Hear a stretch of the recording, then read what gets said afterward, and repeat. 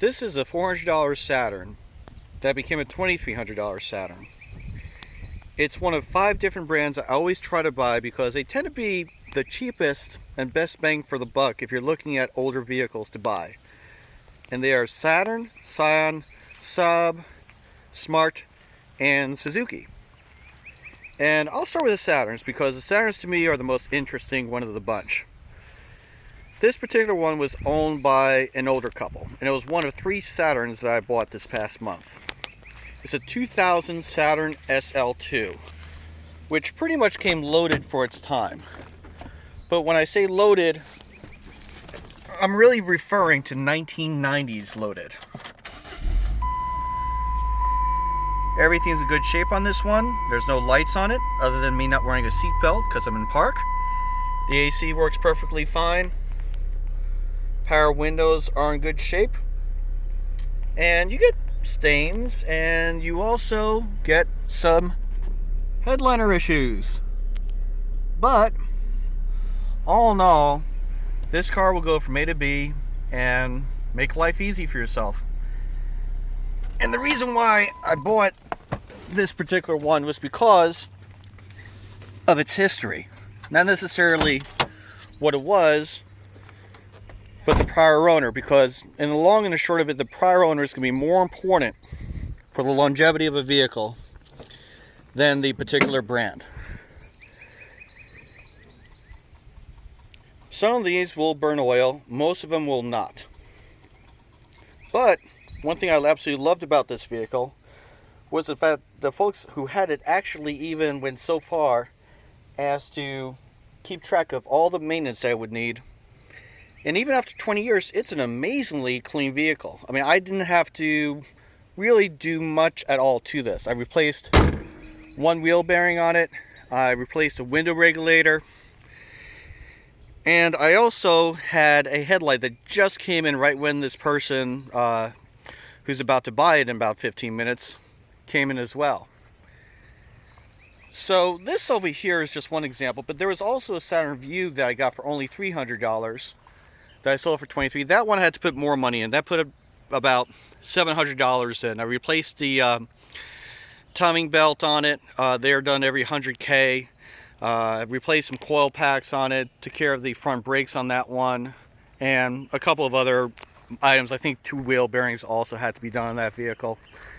And then there was a Saturn L Series, which is a mid-size version of a lot of generic GM sedans for that era. And that's actually a pretty nice vehicle. It was a 3-liter V6 just like the Vue. I bought that for $1,300 and sold that for $2,300. And I didn't have to do a single thing to that particular one. So between those 3 vehicles, I had about $3,500 in all 3, and I was able to get out exactly $6,900. Every single one of them sold for $2,300 each. Now, Saturns have some weaknesses to them. They're not good vehicles if the person who had it didn't take care of it. Much more so than, let's say, a Toyota or a Honda. But if they had taken care of it, then you're going to have a vehicle that will usually be at about half the price of a Toyota product, and it will pretty much last just as long as you keep those fluids fresh and keep the maintenance on it. Now, I'm going to go on to Saabs, because Saabs are, they like to call them a Saab story, but it really depends on where you live. If you live in an emissions county where you have to have emissions done on your emissions system every single year, do not buy a Saab. Do not look at a Saab. Do not even think about getting a Saab. And the reason is because the engine management systems on those vehicles and the emission management systems on those vehicles are so sensitive that the check engine lights pretty much come standard. They always, 80 to 90% of the ones I see traded in have their check engine light on, and 80 to 90% of the time they did not have the means to pass emissions again, which is why they traded it in for another vehicle. On the Saabs, the 9.3s and 9.5s have their own strengths and weaknesses. They're early on, late 90s to, I would say, almost mid-2000s. More Saabs were not good versus those that were good. specifically because they had engine issues. Now, as time goes on, there's kind of a little bit of a blessing and a curse with them. The quality did improve quite a bit, but on the flip side of it, they made a lot fewer Saabs. So, you don't really have many to choose from if you're in a given area. Now, that doesn't mean that you won't be able to find a good deal on them, because they tend to sit on Craigslist and Facebook Marketplace and other, Cars.com, Auto Trader. They tend to sit for quite a long time in the used car market because nobody shops for Saabs anymore. But if you find one with decent mileage, you'll actually be able to have a keeper if and only if you are in a non-emissions county. And maybe I would also throw in there the fact that you may need to do some of the maintenance and upkeep yourself. Now, smarts are pretty simple. With a smart, you will get a vehicle that oftentimes has already been cursed all to hell, because Mercedes, which is the creator, developer, operator of the Smart brand, use them more or less as a subsidy for all their other vehicles. If they sold a Smart, that would enable them to sell 2 Mercedes ML or GL SUVs, and it allowed them to more or less put more money into the vehicles than they otherwise would. Because with a Smart, you're dealing with a situation where they had artificially low leases. They made the same generation forever. And when I say forever, I mean over a decade if you include overseas versions of the Smart. Here in the USA, it was about 8 years, but in I'm getting some sign language here. In some other areas of the world, they made them for well over a decade. And I bought a 2016 Smart for $5,000 recently and sold it for $7,500 without a problem.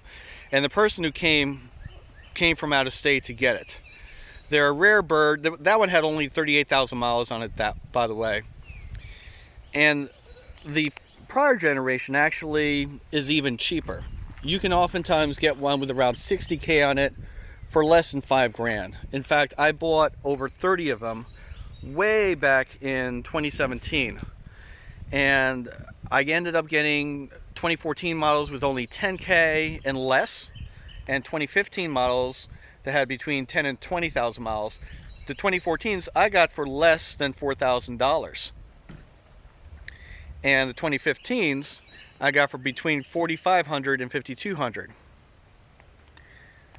With Suzukis, you're going to deal with 2 different types of Suzukis. You're going to deal with those Suzukis that were actually made in Japan, and you're going to deal with those Suzukis that were made in Korea.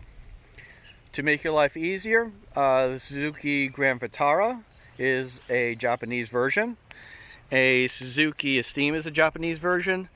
A Suzuki Forenza, Suzuki Reno, those were made in Korea, and we call them in the business Daewookies. And the reason why we call them Daewookies is because they were made by a company named Daewoo, which went bankrupt. And because they went bankrupt, they were pretty much the bottom feeders of the industry.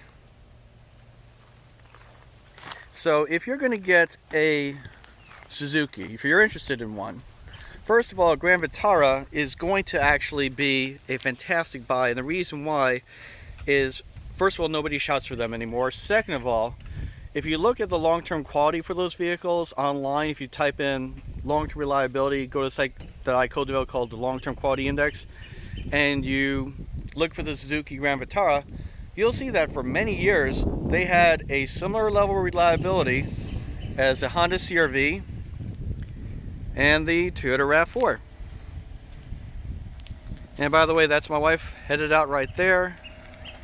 Here we go. And I right now have one with only 100K on it that I bought for $2,100 that I'll be selling for $3,900. And I frankly think it's going to be a very easy sell. I didn't have to put a single penny into it other than a $5 car wash and a good interior cleaning. And Grand Vitaras, they were made from 2006 to 2013, the same exact model, and they're very easy to maintain. They're very, very easy vehicles to own and operate.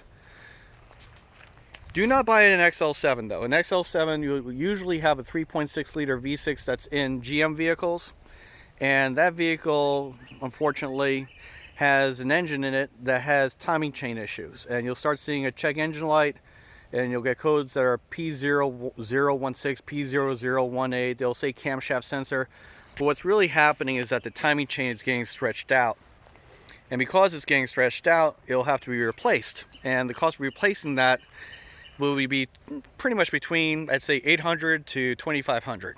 Not a cheap one to do. $800 if you're in my world. If you don't have a independent mechanic that will cut you a good deal, then you're looking at probably twice as much or even 3 times as much. So only get ones that have the J started with their VIN, which means that they were made in Japan, and those that were engineered and built by the Japanese, if you're going to go for a Suzuki.